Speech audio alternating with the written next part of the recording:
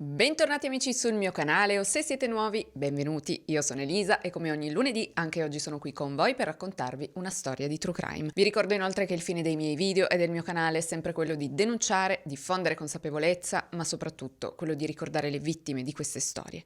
La storia di oggi, amici, si svolge a Hong Kong.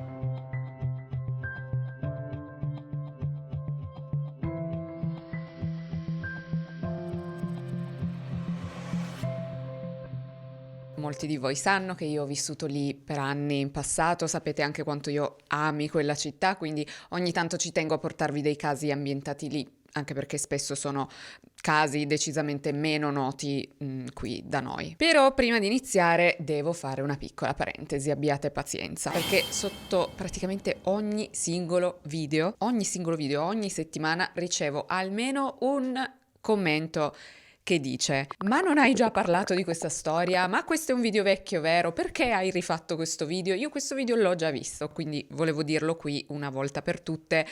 No, non è così, non vi pubblicherei mai a sorpresa casi di cui ho già parlato senza specificarlo. È successo solo 2 volte che io abbia rifatto un caso di cui avevo già parlato. L'ho fatto con il caso di Richard Ramirez e il caso di Gypsy Rose, ma semplicemente perché erano 2 dei primissimi video che avevo realizzato 6 anni fa e non ero per niente soddisfatta, quindi ci tenevo a raccontare bene quelle storie, quindi a distanza di anni ho deciso di rifarle, ma ovviamente l'ho specificato chiaramente nell'intro del video, l'ho scritto, insomma. Quindi sappiate che a meno che io non lo dica esplicitamente, no, non ho già parlato di questo caso. Se vi sembra di aver già sentito questa storia, o, insomma le storie che vi sembra di aver già sentito, probabilmente è perché è un mio pensiero, forse seguite tanti canali che trattano true crime, ormai ce ne sono veramente tantissimi, quindi capisco che sia facile confondersi e credetemi, sono contenta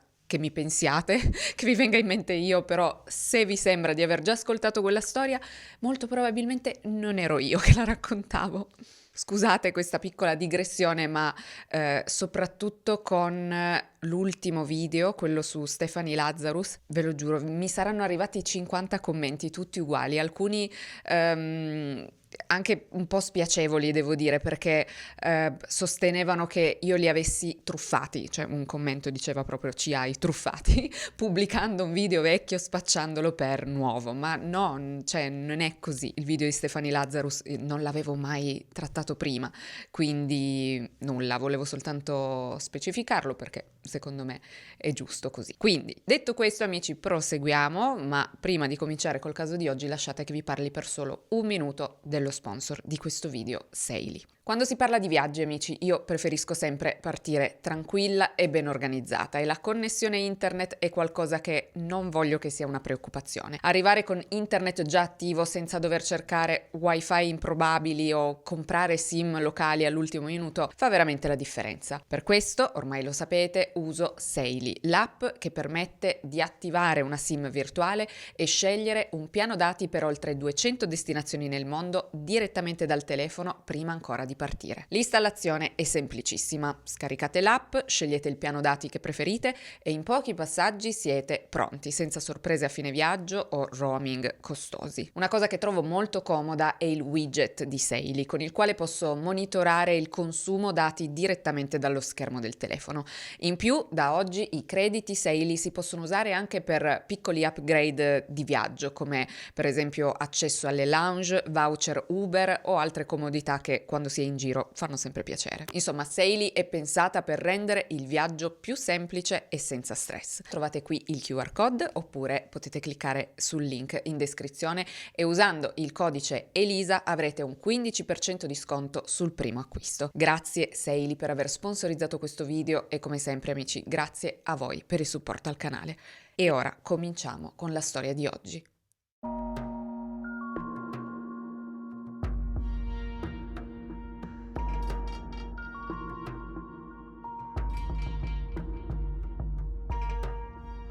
Kenneth McBride e Nicola Sharon Meyers sono una coppia di giovani studenti della Highland School, una delle scuole internazionali più conosciute e più prestigiose di Hong Kong. Una scuola fondata nel 1967 per offrire una istruzione in lingua inglese ai figli delle famiglie straniere che vivono in questa città. I McBride e i Meyers si sono infatti stabiliti ad Hong Kong per motivi lavorativi e fanno parte della grandissima comunità internazionale inglese che popola la città negli anni '80. Ai tempi infatti Hong Kong era una colonia britannica, quindi uno stato sotto l'amministrazione del Regno Unito, quindi con un sistema giuridico e istituzionale modellato su quello britannico. Questa città rappresentava, soprattutto ai tempi, uno dei principali centri economici e finanziari dell'Asia e nel mondo e erano innumerevoli i professionisti, soprattutto ingegneri, manager, funzionari che si trasferivano in questa città con ovviamente le proprie famiglie per cogliere le incredibili opportunità lavorative del posto e anche per vivere in un ambiente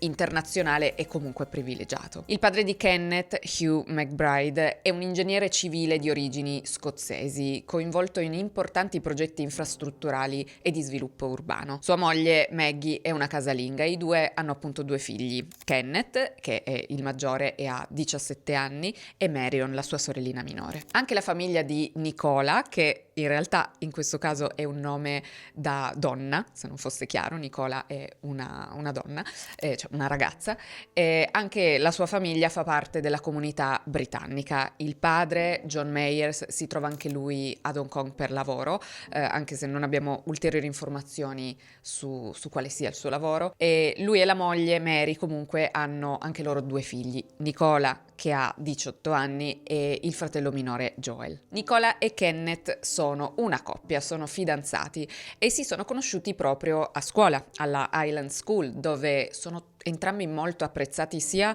dai loro compagni sia dai professori. Kenneth si distingue per il suo carattere deciso, per il suo essere brillante, caparbio. Lui è il classico studente che fa un sacco di domande, lo studente che interviene continuamente con curiosità durante ogni lezione, quello che mette tutto in discussione. E questa sua inclinazione proprio al confronto, infatti, lo porta ad emergere nella squadra di dibattito della scuola, perché loro hanno le squadre di dibattito a scuola, cioè la materia dibattito nei paesi anglosassoni è proprio una materia, cioè è una materia anche molto importante che insegna agli studenti a discutere e ad argomentare in maniera strutturata, con lo scopo di sviluppare il pensiero critico, la chiarezza espositiva, la sicurezza nel parlare in pubblico. E io ho visto questa cosa solo nei film americani e onestamente ho sempre pensato che fosse qualcosa di estremamente interessante, cioè io ad oggi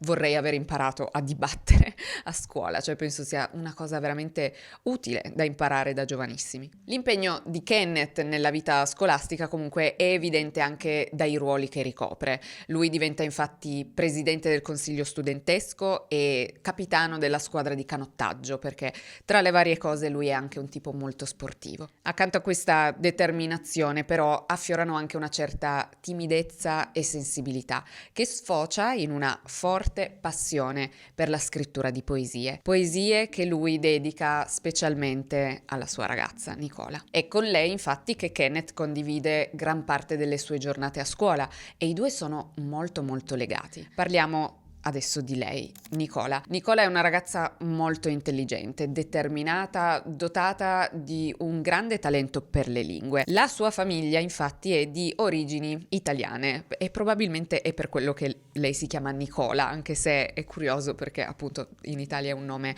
maschile, però trovo interessante che l'abbiano chiamata in questo modo. Lei infatti è l'unica studentessa della scuola che studia per gli esami del livello più avanzato di italiano, perché lei parla benissimo italiano, ma eccelle anche ovviamente nella lingua inglese e nel francese. Nicola sogna di diventare interprete e tutti la notano per il suo sorriso luminoso, quel sorriso che chiunque la conosca dice che le illumina il volto ogni volta che parla. Sia Kenneth che Nicola sono due ragazzi sensibili, impegnati, desiderosi di aiutare il prossimo. Infatti insieme organizzano anche numerose iniziative benefiche. Sono insomma due persone positive, vitali e, seppure giovanissimi, progettano già un futuro insieme. Futuro che purtroppo non potranno mai realizzare.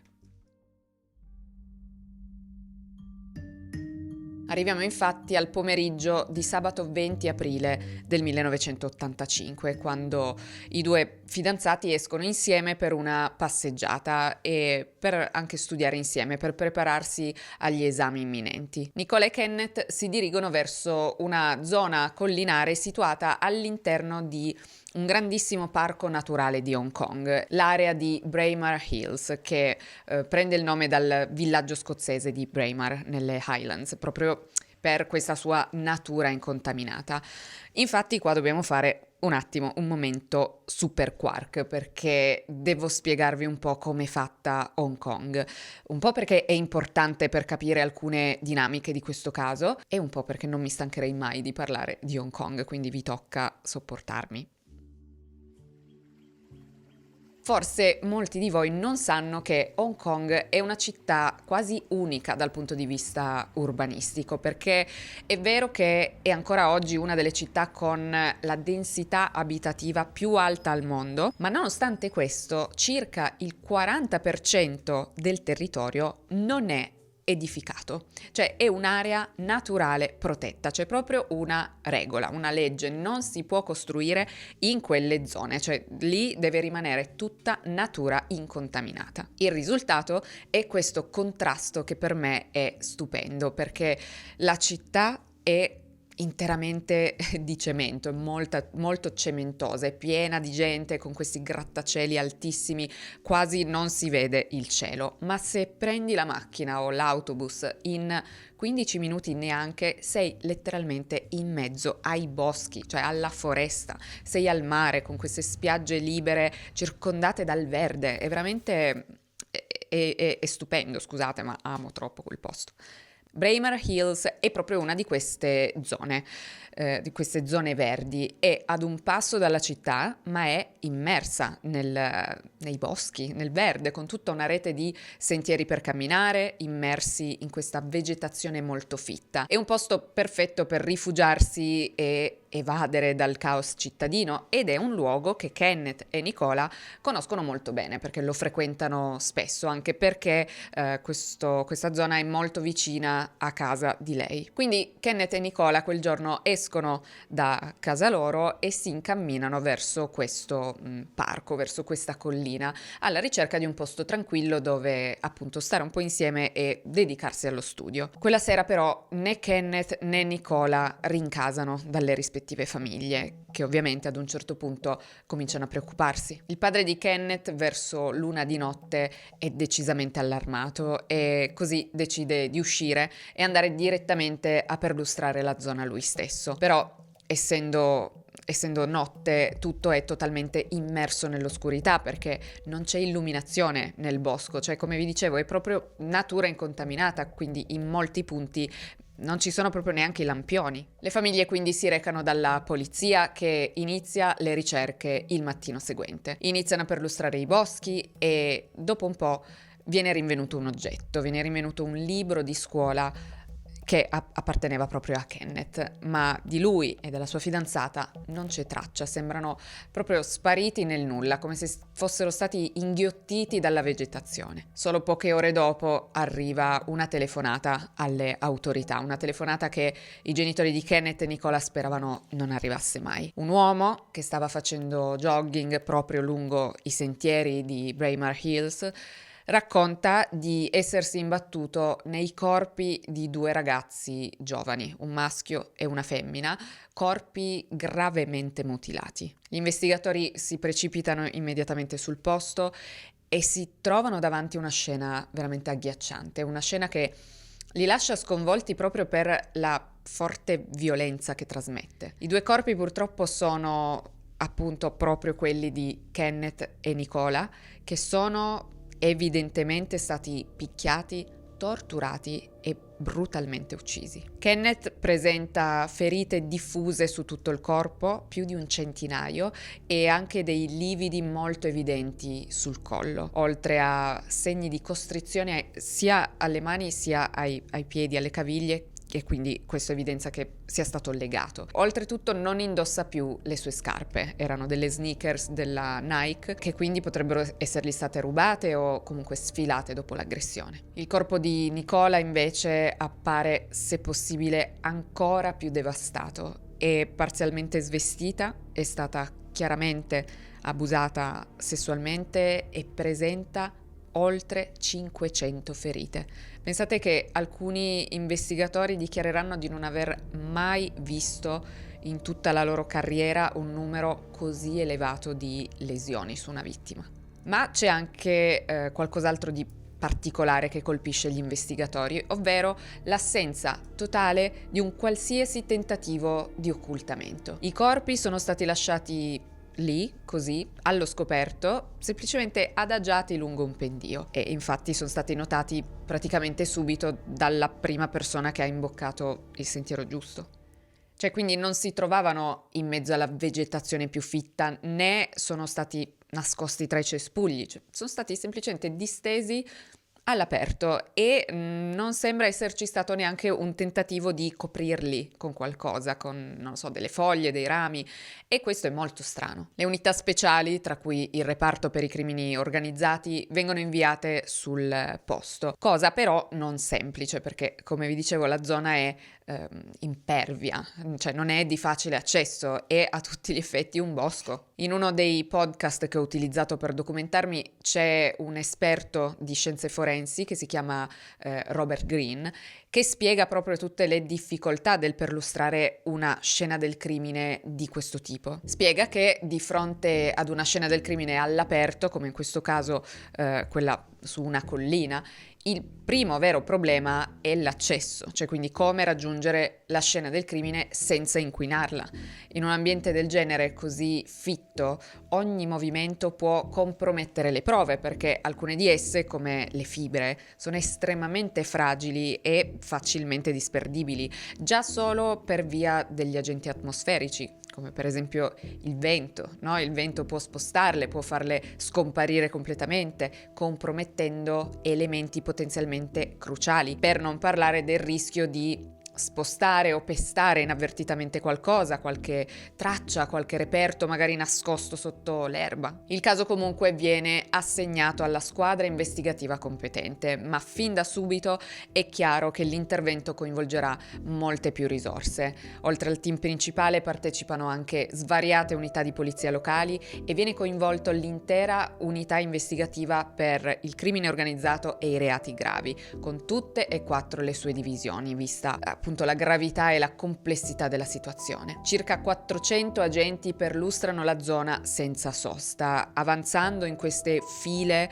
allineate per evitare di sovrapporsi, uno accanto all'altro, setacciando il terreno passo dopo passo alla ricerca di qualsiasi elemento utile. La ricerca procede per oltre 13 ore e finalmente, vicino ad un corso d'acqua, vengono trovati alcuni oggetti personali delle vittime, tra cui altri libri scolastici, che sono stati tutti strappati.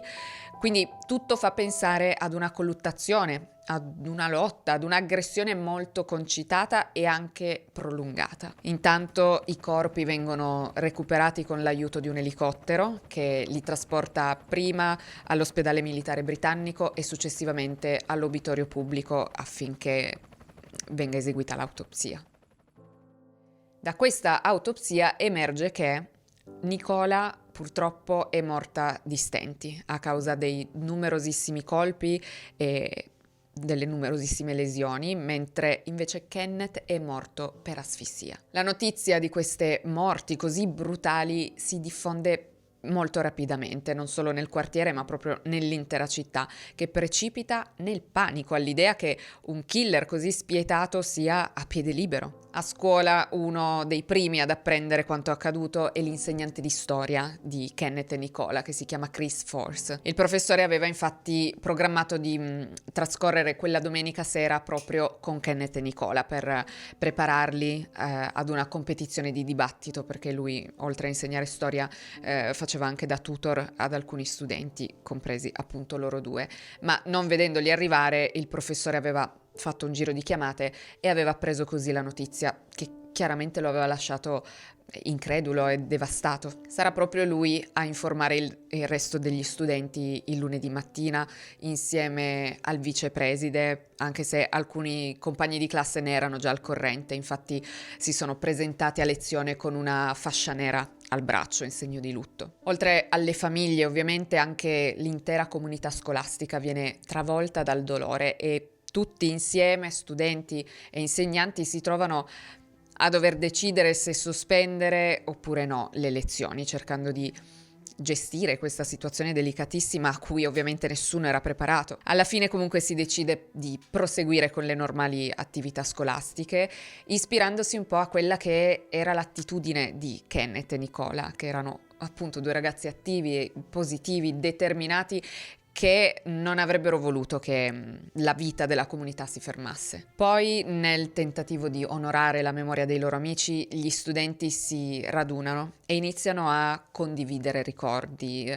condividere episodi, piccoli aneddoti che riguardano appunto Kenneth e Nicola. Qualcuno racconta per esempio di quando Kenneth, durante una lezione sul terrazzo della scuola, in una bella giornata di sole, aveva deciso di caricarsi sulle spalle il suo banco e se l'era portato fino in terrazzo su da solo, perché ci teneva ad avere una superficie adeguata su cui scrivere le sue poesie. E a proposito delle sue poesie, i compagni di classe di Nicola e Kenneth leggono anche insieme alcune delle poesie che lui aveva scritto per la sua fidanzata, in quello che ovviamente molti descrivono come un momento di grandissima commozione per tutta la scuola. I funerali vengono celebrati pochi giorni dopo, a brevissima distanza l'uno dall'altro. Prima quello di Nicola nella sinagoga del quartiere di Mid-Levels, perché la sua famiglia è di fede ebraica, e poi il giorno successivo quello di Kenneth con una cerimonia cattolica. In questa occasione il migliore amico di Kenneth deve tenere il discorso commemorativo, ma poco prima di iniziare si rende conto di essere troppo sopraffatto dal dolore e non se la sente più, quindi chiede aiuto al loro professore di storia, quello di cui vi ho parlato prima, che accetta di prendere il suo posto e fa un toccante intervento per ricordare i ragazzi, che si conclude con un concetto molto commovente, cioè che mentre tutti invecchieranno, Nicola e Kenneth resteranno per sempre giovani negli occhi di chi li ha conosciuti. Anche l'impatto sull'opinione pubblica è particolarmente forte, sia per la brutalità dell'omicidio in sé, sia per la giovane età delle vittime e per la loro nazionalità, ma più che altro per il fatto che ad Hong Kong crimini del genere non accadevano mai. Dovete sapere infatti che Hong Kong è da sempre percepita come una città molto molto sicura. In generale l'Asia è molto sicura, ma Hong Kong particolarmente, chi ci è stato lo sa, cioè la sensazione di sicurezza è veramente palpabile. Quindi un episodio del genere, cioè così violento, appare completamente fuori contesto, cioè quasi surreale. C'è da dire però che nella metà degli anni '80 Hong Kong stava attraversando una fase un po' particolare. Praticamente, come vi dicevo, Hong Kong era e per tantissimi anni è stata una colonia britannica. E esisteva proprio un accordo tra Inghilterra e Cina, secondo cui nel 1997 il territorio sarebbe tornato sotto la sovranità cinese, pur mantenendo però un sistema autonomo e separato dal resto della Cina. Sarebbe comunque stato un grande cambiamento e più quella data si avvicinava, più tra le persone cresceva un senso di incertezza, perché nessuno sapeva davvero come sarebbe cambiata la vita lì, dopo il passaggio alla Cina. Molti avevano paura per il futuro economico del paese, per le libertà personali e per la stabilità della città in generale, e tutto questo contribuiva a creare un clima di forte tensione e precarietà che andava a esacerbare le già presenti diseguaglianze economiche e sociali. Infatti, in quel periodo si registra un aumento graduale della criminalità e soprattutto dell'attività delle gang malavitose. Ma comunque parliamo di crimini diversi rispetto a quello che è successo a Kenneth e Nicola. Parliamo più che altro di rapine, reati di questo tipo, non omicidi efferati. Infatti la popolazione, soprattutto quella straniera, continuava a percepire la città come molto sicura, quasi come se fosse una bolla protetta. E sicuramente questo è dovuto anche al fatto che i cittadini britannici vivessero un po' in una bolla, no? In dei veri e propri quartieri residenziali totalmente dedicati alla loro comunità, in un contesto comunque benestante, ignorando forse la situazione più complessa che caratterizzava il resto di Hong Kong. Comunque la copertura mediatica per questo caso è intensa e contribuisce ad accrescere la pressione sulle autorità. E tra l'altro non mancano le polemiche, perché c'è chi inizia a sostenere che la polizia si stia impegnando così tanto nelle indagini proprio perché i ragazzi sono stranieri, insinuando che un simile crimine, con vittime però locali e non britanniche, non avrebbe ricevuto lo stesso trattamento. Chiaramente le forze dell'ordine respingono queste accuse, rispondendo che la portata dell'operazione è determinata unicamente dalla gravità del crimine in sé e non dalla nazionalità delle vittime. In ogni caso, nonostante il grande dispiego di risorse, queste indagini appaiono fin da subito molto difficili. Non ci sono testimoni, il luogo è, come dicevamo, molto isolato e nonostante il ritrovamento di alcuni reperti, alcuni oggetti, le prove concrete sono ben poche. I detective hanno difficoltà anche a ricostruire la dinamica di questo delitto e a capire che cosa sia successo davvero a Braemar Hills. Però, perlustrando la zona, qualcosa di utile lo trovano. Trovano 3 pezzi di legno, identificati successivamente come l'arma del delitto, e su uno di questi pezzi di legno emerge un elemento fondamentale, un'impronta digitale che è rimasta impressa in modo evidente in una miscela di sangue e fango, e tra l'altro c'è anche un capello appiccicato. Però ovviamente siamo nell'85 e tecniche più avanzate come quella dell'analisi del DNA erano ancora agli albori. Queste sono comunque tracce preziosissime, ma molto complicate da gestire, perché affidando il reperto agli specialisti delle impronte c'è il rischio di compromettere o distruggere le tracce biologiche sul capello e viceversa. Inoltre, all'epoca la polizia di Hong Kong non disponeva di grandi tecnologie e l'analisi delle impronte digitali era completamente manuale, quindi era un lavoro lunghissimo e molto meticoloso. Cioè ogni caso veniva registrato e archiviato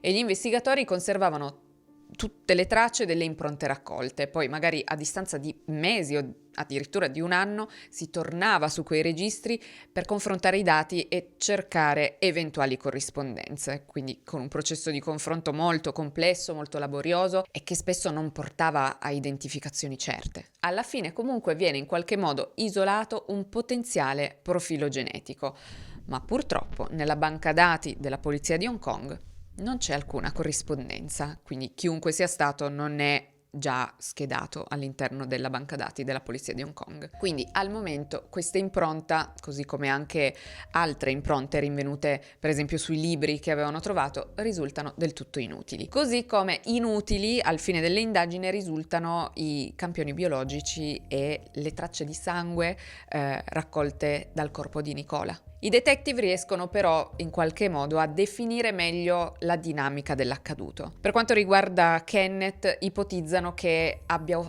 opposto una forte resistenza all'aggressione e ne sono piuttosto certi per via delle numerosissime ferite da difesa che lui riporta sul corpo. Questo porta anche a ipotizzare che il killer non fosse da solo, ma che si sia trattato di più aggressori. Kenneth, tra l'altro, aveva già la clavicola fratturata, cioè prima di essere aggredito lui aveva già il gesso al braccio, quindi era già in una condizione di vulnerabilità e difficoltà. Anche le condizioni di Nicola confermano pienamente l'ipotesi di un attacco a più mani, e questo perché, se ricordate, è stata colpita più di 500 volte, con una violenza prolungata e fuori controllo.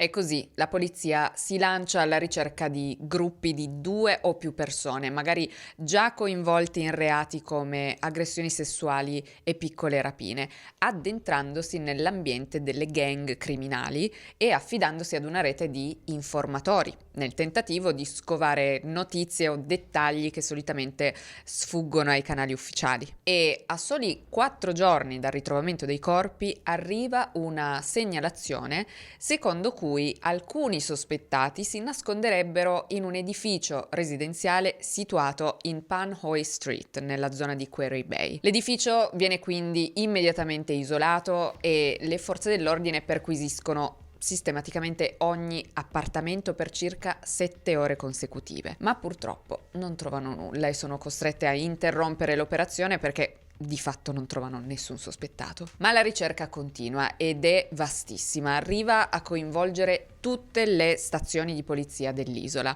Ogni controllo effettuato su gruppi di 2 o più persone viene registrato e i soggetti identificati vengono successivamente rintracciati e interrogati. E amici, stiamo parlando davvero di grandi numeri, cioè migliaia di persone vengono interrogate, vengono raccolte centinaia di segnalazioni e ogni informazione, anche la più piccola, viene registrata, forse in modo fin troppo analitico. Cioè, la quantità di dati diventa così grande da trasformarsi paradossalmente in un ostacolo. Le autorità infatti a questo punto non dispongono ancora di sistemi informatici di gestione più avanzati, quindi considerate che tutte queste informazioni vengono organizzate tra faldoni, blocchi per gli appunti, cioè non oso immaginare il caos. Per questo motivo uno dei detective a capo dell'indagine, il detective Collins, si reca a Londra per studiare un nuovo sistema informatico di catalogazione sviluppato proprio dopo il caso dello Yorkshire Ripper Killer, lo squartatore dello Yorkshire, che è un serial killer che nel nord dell'Inghilterra tra il 75 e l'80 ha tolto la vita a 13 donne e ha tentato di togliere la vita ad altre 7 donne. Ecco, a Londra quindi avevano sviluppato un nuovo software che permetteva di gestire e organizzare grandi quantità di informazioni investigative, mettendole anche in relazione tra loro e individuando così eventuali connessioni. Certo, non in modo immediato, perché non erano ancora arrivati certi tipi di tecnologie, però questo può dare un grande aiuto in un caso complesso come questo. Ed effettivamente, tramite questo sistema, la polizia di Hong Kong riesce a filtrare l'enorme quantità di dati raccolti. Dalle circa 18.000 persone interrogate, l'attenzione si restringe a soli, tra virgolette, 180 possibili sospettati. Un passo comunque avanti, importante, anche se non ancora risolutivo, perché nonostante gli sforzi, comunque non si riesce ancora a trovare una pista chiara e concreta. Il detective Collins viene quindi inviato nuovamente nel Regno Unito con i reperti raccolti sulla scena del crimine per affidarli ai laboratori forensi del governo britannico, che all'epoca erano tra i più avanzati al mondo e disponevano comunque di tecniche innovative, come per esempio l'analisi al laser, ideale per l'esame delle impronte e di altre tracce particolarmente delicate. Ma nonostante i metodi più avanzati, che comunque sono più avanzate sempre per lo standard degli anni '80, le impronte risultano comunque troppo parziali e degradate per fornire risultati decisivi. Alcuni dei sospettati vengono comunque esclusi tramite le analisi del gruppo sanguigno, perché ripeto, non esisteva ancora l'esame del DNA, ma la situazione è ancora in stallo. Viene quindi istituita una ricompensa, perché solitamente i soldi aiutano sempre. La ricompensa è di $50.000 di Hong Kong, però, che sarebbero circa 5.000 euro, che all'inizio non porta a nulla, non porta a nessun risultato, anche perché probabilmente non erano abbastanza. Infatti, ad un certo punto si fa avanti un uomo che rimane anonimo, che decide di aumentare la ricompensa e di mettere di tasca sua $500.000, che sono quindi circa 50.000 euro, che fanno decisamente più gola di 5.000 euro, no? Da questo momento in avanti, infatti, iniziano a piovere segnalazioni e grazie a una di queste si arriva finalmente ad una svolta. Tra le tante segnalazioni a vuoto, infatti, arriva quella di una figura legata al mondo criminale, in particolare all'universo delle triadi. Le triadi sono organizzazioni criminali di origini cinesi con radici storiche molto antiche, nate come società segrete, ma che si sono poi evolute in reti illegali molto strutturate. Le triadi operano in modo gerarchico, hanno codici, persino rituali di affiliazione e si basano su un giuramento di lealtà. E per loro la reputazione è fondamentale. Però nel senso opposto di come potrebbe essere per noi, cioè nelle triadi, per esempio, l'essere stati arrestati aumenta il prestigio all'interno dell'organizzazione. Sono divise in gruppi più o meno grandi e non sono tutte uguali, cioè alcune controllano attività su larga scala, altre invece sono più piccole, locali, più frammentate. Le loro attività principali includono estorsioni, controllo del lavoro nero, gioco d'azzardo, prostituzione, traffici vari, ma anche piccoli furti quotidiani, come per esempio le rapine ai tassisti. In molti casi queste organizzazioni reclutano giovani, ragazzini, provenienti da contesti molto poveri, da famiglie disagiate, offrendo loro protezione, denaro e comunque un senso di appartenenza. La struttura interna poi è molto rigida. I ranghi più alti gestiscono e prendono decisioni, mentre ovviamente i membri più giovani eseguono e dipendono completamente dal gruppo. E nonostante l'immaginario cinematografico, spesso i capi non sono criminali ricchi e potenti, ma provengono da realtà ibride, radicate nei quartieri più popolari, quelli più difficili da smantellare proprio perché intrecciate con il tessuto sociale della città. Insomma, è un po' la versione asiatica della criminalità organizzata italiana. Ecco, la segnalazione proviene proprio da un informatore di una triade molto potente che si chiama Fook Yi Ying e racconta agli investigatori che uno degli affiliati, durante una cena loro molto importante, avrebbe chiesto protezione e aiuto economico al capo perché aveva commesso 2 efferati omicidi, gli omicidi di Nicola e Kenneth. Questo affiliato è il 24enne Pang Shun-yi e sul momento, a quella cena, quando ha raccontato questa storia, quando ha chiesto protezione, non è stato preso sul serio, cioè gli altri presenti lo hanno un po' liquidato, hanno pensato che stesse facendo un po' di scena e lo hanno invitato a sparire senza creare problemi. Questo informatore però poi, spinto dalla ricompensa sostanziosa, ha deciso di raccontare tutto alla polizia, sfidando tra l'altro un'altra legge delle triadi, no? Una legge non scritta, quella dell'omertà. Sì, perché come dicevamo queste organizzazioni si fondano su un sistema rigidissimo di lealtà, sancito dai cosiddetti 36 giuramenti di sangue, un codice antico che prevede punizioni molto severe per chi tradisce o collabora con le autorità. Eppure qualcuno in questo caso ha scelto comunque il dio denaro. Così da questo momento le indagini si concentrano sul primo vero sospettato ufficiale, questo Pang Shun-yi. E non passa molto tempo prima che i detective scoprano che Pang in passato era già stato accusato di violenza sessuale ai danni di un'altra donna europea. E questo non fa altro che aggravare i sospetti su di lui. Gli investigatori lavorano giorno e notte per localizzarlo e quando finalmente ci riescono, praticamente realizzano di averlo sempre avuto lì vicino, a 2 passi. Pang infatti vive in una casetta fatiscente nella cava di Mount Butler, un luogo piuttosto isolato ma molto molto molto vicino a Braemar Hills. Siamo a questo punto nel novembre del 1985 e per Pang scatta l'arresto e forse vi aspetterete che lui si rifiuti di collaborare, che si proclami innocente, giusto perché è nelle regole della triade non collaborare con le autorità. Invece no. Sotto interrogatorio Pang non nega né minimizza, ma anzi ammette il proprio coinvolgimento e fornisce ulteriori elementi, inclusi i nomi dei suoi complici.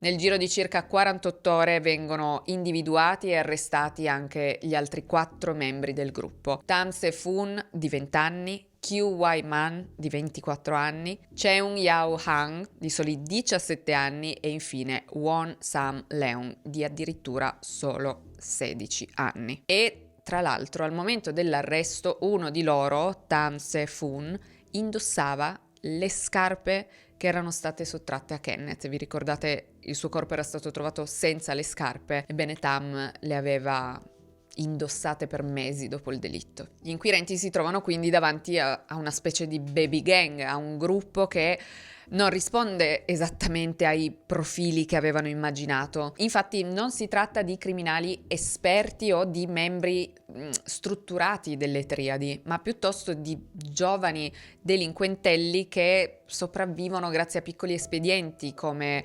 aprire le porte dei taxi per le persone in cambio di qualche moneta. Come vi avevo accennato, anche queste attività sono rigidamente controllate dalle triadi, o perlomeno lo erano, che raccolgono i guadagni giornalieri offrendo in cambio solo il minimo indispensabile, quindi cibo e un posto dove dormire. Quindi sì, di fatto questi ragazzi appartengono alle triadi, ma sono un po' l'ultima ruota del carro. E gli investigatori si rendono subito conto che appunto non si tratta di criminali esperti, diciamo che qualcuno di loro ha qualche precedente per furti, cose del genere, ma non sono volti noti alla polizia. E se ci pensate anche questo ha effettivamente contribuito a rendere più lunga e difficile la loro identificazione. C'è un Yao Han, per esempio, quello di 17 anni, è un adolescente senza una vera casa, senza una famiglia, che vive immerso in questo sottobosco criminale, un sottobosco fatto di disparità, dove lui lotta per sopravvivere come può. Sarà lui a raccontare alla polizia che al mattino a lui e gli altri ragazzini del clan veniva servito solo del semplice riso in porzioni molto molto scarse, mentre invece tutti i membri di rango superiore mangiavano continuamente carne, pasti più ricchi davanti a loro. Comunque all'interno di questo gruppetto criminale, Pang Shun-yi, il primo ragazzo che è stato arrestato, si distingue nettamente come il leader. È più adulto, è comunque dominante ed è evidente che sia in grado di esercitare molto controllo sugli altri. Pensate che anche uno dei detective, ricordando il primo incontro con lui, racconta che il ragazzo gli aveva immediatamente trasmesso una sensazione molto negativa, quasi inquietante, difficile da ignorare. Won Sam Leung, il più giovane, quello di 16 anni, rappresenta un po' la mosca bianca, perché a differenza degli altri, lui aveva un lavoro, lavorava come cuoco e non ha precedenti penali. E al momento dei fatti appunto era giovanissimo, aveva solo 16 anni, cioè era ancora più giovane delle 2 vittime. Comunque un punto è chiaro per gli inquirenti, ovvero che tutti i membri del gruppo in un modo o nell'altro hanno preso parte alla violenza e al delitto. Le prove materiali però sono deboli. Per costruire un caso solido è necessario qualcosa in più, qualcosa come una ricostruzione coerente, una ricostruzione dettagliata dei fatti, sostenuta dalle parole degli stessi accusati. Quindi sono necessarie delle confessioni. Per questo motivo gli investigatori adottano una strategia precisa. I sospettati vengono separati e presi in custodia in diverse stazioni di polizia, in modo da evitare contatti reciproci. Lì vengono interrogati ripetutamente nel corso delle settimane, dei mesi addirittura, con l'obiettivo di creare un rapporto di fiducia tra loro e i detective, spingendoli a parlare anche solo per tutelarsi, perché appunto loro non sanno che cosa stiano dicendo gli altri nel frattempo. E gradualmente questa strategia produce risultati. Tutti e 5 iniziano a rilasciare dichiarazioni formali e raccontano la propria versione dei fatti. E queste versioni, che vengono ovviamente registrate, effettivamente combaciano tra loro. Cioè tutto quello che viene detto combacia e va a costruire un quadro completo e coerente dell'accaduto. E per me è anche molto interessante notare che, a differenza di altri casi che abbiamo visto e che coinvolgono appunto aggressioni di gruppo, in questo caso i membri non si accusano gli uni con gli altri, come succede spesso, o meglio, cioè parlano delle responsabilità di tutti, sì, però senza levarsi le colpe o dissociarsi totalmente dall'accaduto, puntando il dito solo sugli altri, perlomeno in questa prima fase. Comunque, Won Sam Leung, il più giovane, quello di 16 anni, è tra i primi a cedere e ad ammettere il proprio coinvolgimento, e sarà lui a fornire la ricostruzione più dettagliata, quella che diventerà una prova cardine in tribunale. Anche Tam, quello di 20 anni, comunque confessa in tempi molto rapidi. Il detective Collins racconta che mentre stava ancora organizzando il team per l'interrogatorio ufficiale gli era già stato riferito che appunto il sospettato aveva già ammesso tutto. Ma quindi cosa è accaduto nel pomeriggio del 20 aprile del 1985 a Braemar Hills?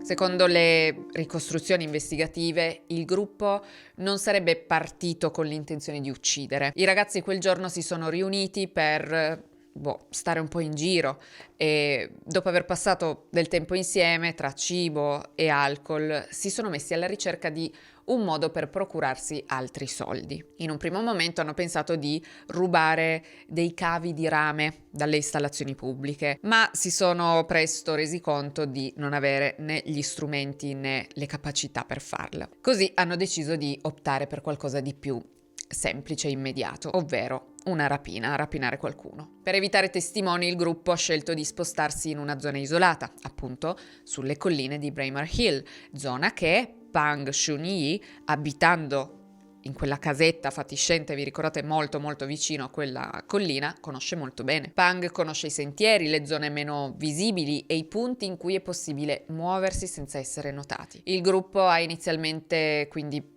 iniziato a vagare tra percorsi secondari, edifici abbandonati, finché sono apparsi Nicola e Kenneth.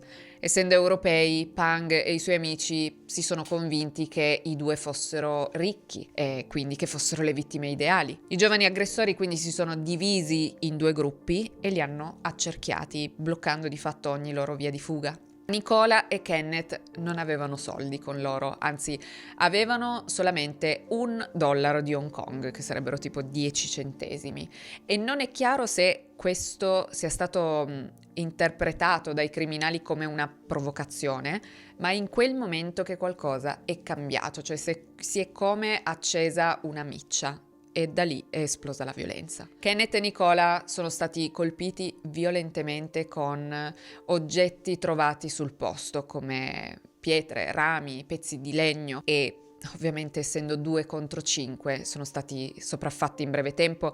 Ricordate, oltretutto, Kenneth aveva un braccio ingessato. Nicola è stata ferita quasi subito al volto e i colpi sono stati così forti da procurarle una frattura alla mandibola. Kenneth ha tentato di opporre resistenza, come dicevamo prima lo dimostrano le lesioni difensive, ma è stato colpito ripetutamente, è stato immobilizzato, legato e successivamente gli sono state tolte le scarpe che indossava, presumibilmente per utilizzarle o rivenderle o per impedirgli di scappare o semplicemente come segno di sfregio. A questo punto, sotto le indicazioni di Pang, la violenza si è intensificata e proprio lui, Pang, a prendere questa specie di bastone di legno, a spezzarlo e a usarlo come arma, continuando a incitare gli altri a coinvolgerli attivamente. Secondo alcune testimonianze li avrebbe a tutti gli effetti obbligati a partecipare, proprio dicendo loro che così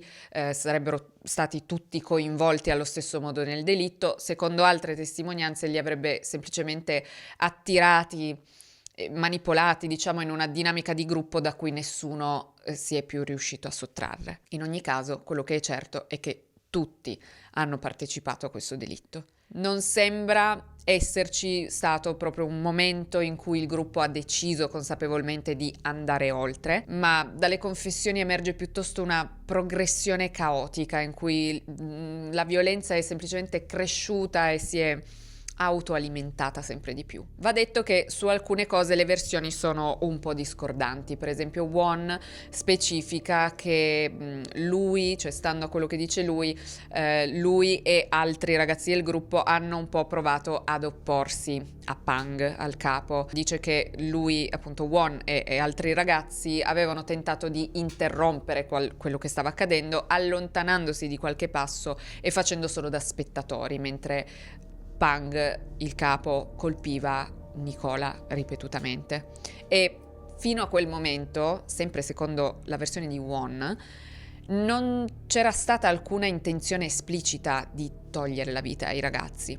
Poi la situazione sembrerebbe cambiata quando ad un certo punto il capo, Pang, ha ordinato di uccidere Kenneth e Nicola prima di andare via, perché avendoli visti in faccia sarebbero riusciti a identificarli troppo facilmente. Pang e Tam hanno quindi continuato a colpire Nicola con un bastone, mentre Kenneth, ancora legato, è stato brutalmente aggredito.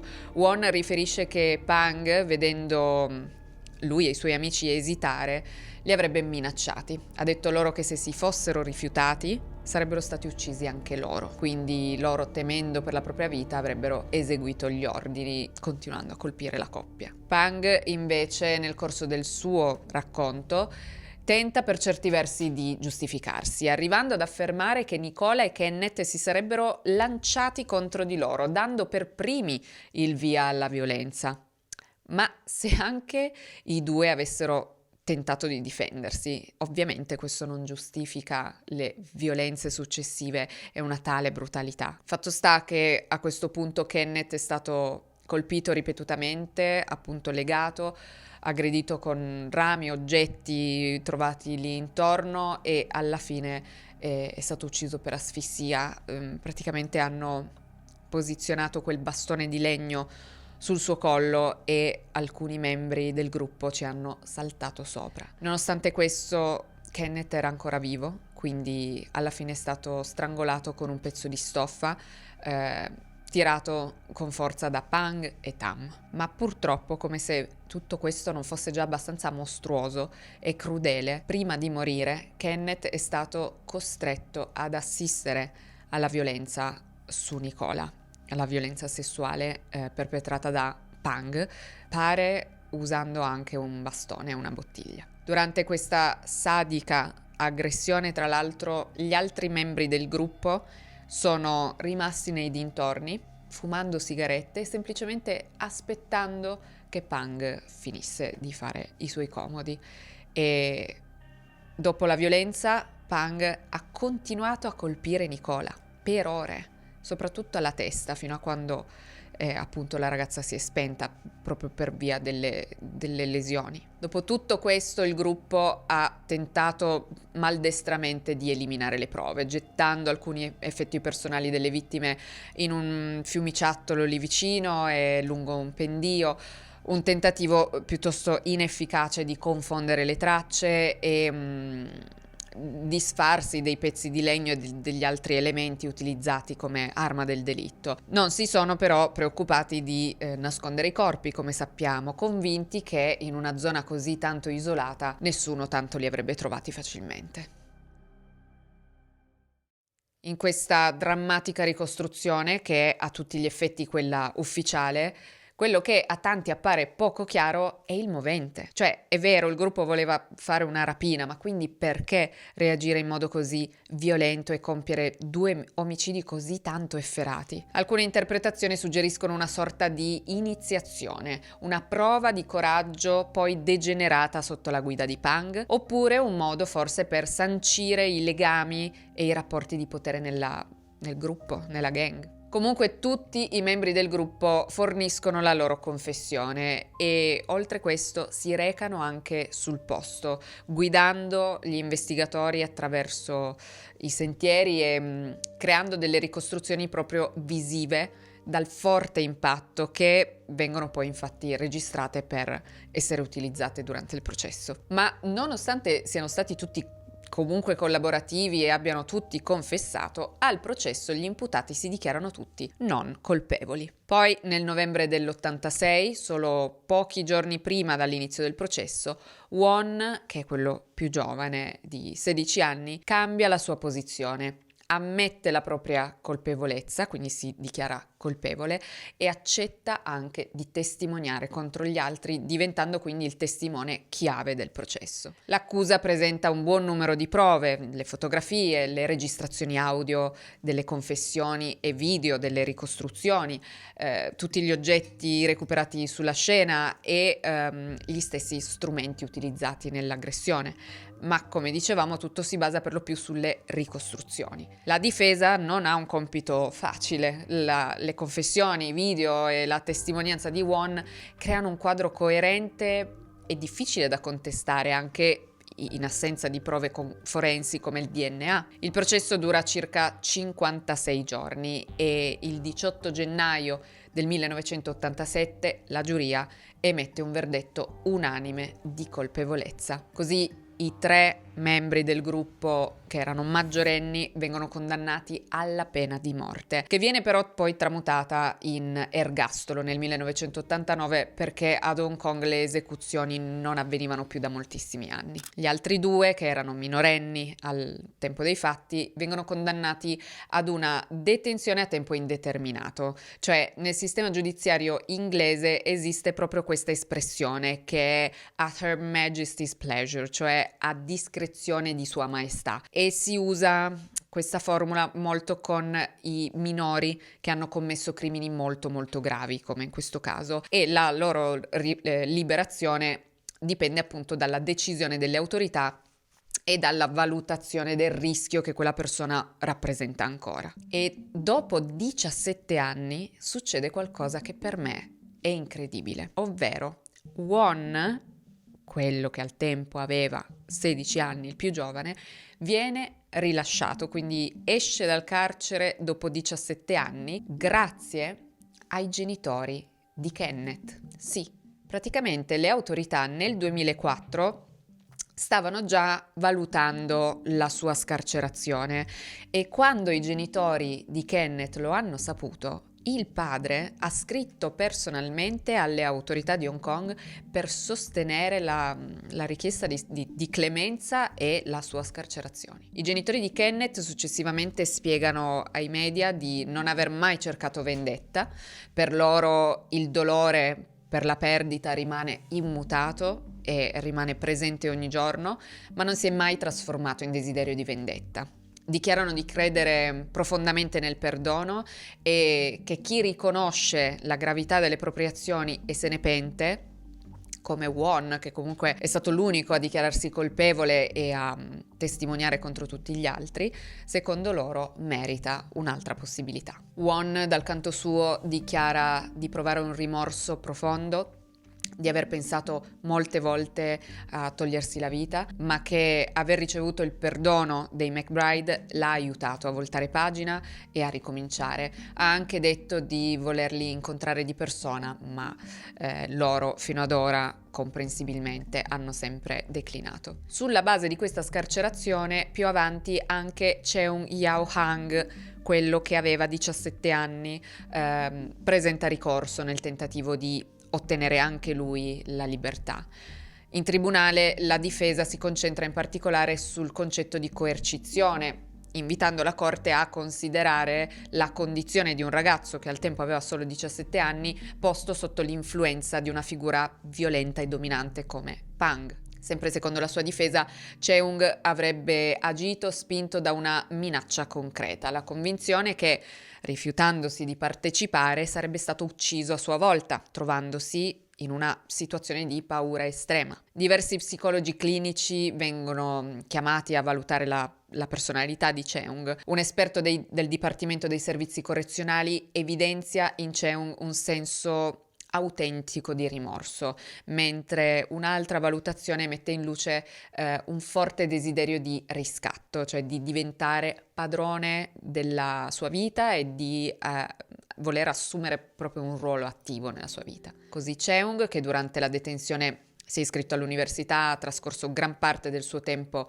studiando, anche lui viene rilasciato nel 2007 e anche lui viene perdonato dalla famiglia di Kenneth. Per quanto riguarda invece gli altri membri del gruppo, sappiamo che, nonostante la revisione delle pene detentive nel 1997, perché quando c'è stato il passaggio di Hong Kong alla Cina, ovviamente c'è stata una revisione di tutte le sentenze, nonostante questo Pang Shun-yi e Q Wai-man sono rimasti detenuti in strutture di massima sicurezza, mentre invece Tam Se-fun è morto di cancro dopo aver trascorso oltre metà della sua vita in carcere. La famiglia di Kenneth, dopo il delitto, è tornata a vivere nel Regno Unito e solo la figlia minore, Marion, è rimasta ad Hong Kong e pensate è diventata un'insegnante e lavora proprio alla Island School, la scuola che frequentava suo fratello Kenneth. La famiglia di Nicola invece aveva già lasciato Hong Kong a un anno dalla tragedia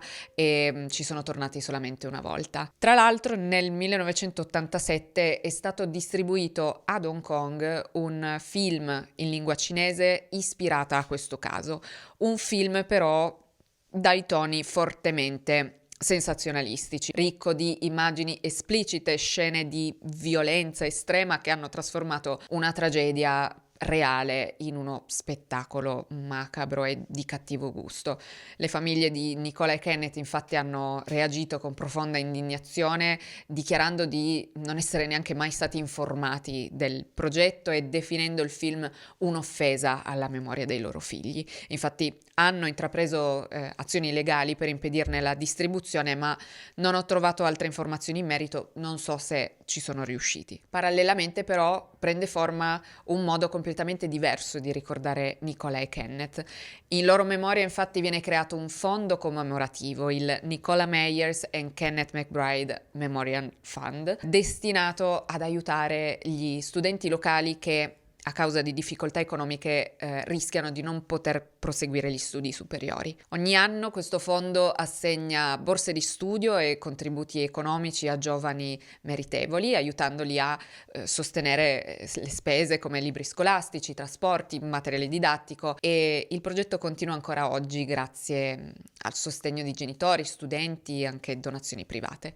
E voglio concludere la storia di oggi leggendovi una delle poesie che Kenneth aveva scritto e dedicato a Nicola, l'amore della sua vita. La poesia si chiama Insieme, Kenneth a Nicola. L'essenza delle ore preziose trascorse con te non svanirà mai nel libro dei miei ricordi. La tranquillità fedele e altruista della tua anima e il tuo sguardo luminoso e pieno di compassione, sempre capace di rinnovarsi, non svaniranno mai quando penserò a te. Insieme, le nostre menti, spazzate dal vento, correvano verso il mare e si sollevavano sopra le reti del destino.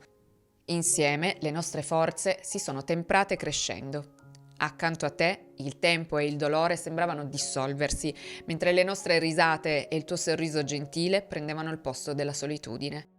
Spazzati via sopra le pietre verdi e la terra bruna, molto più del semplice suono del respiro. E anche se forse il silenzio è il miglior modo di comunicare, io sorriderò sempre e ricorderò ogni volta che penserò a te.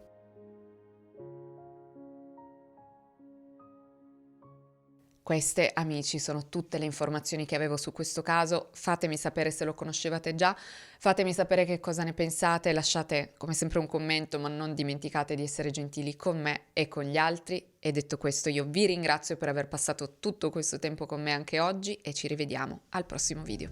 Ciao!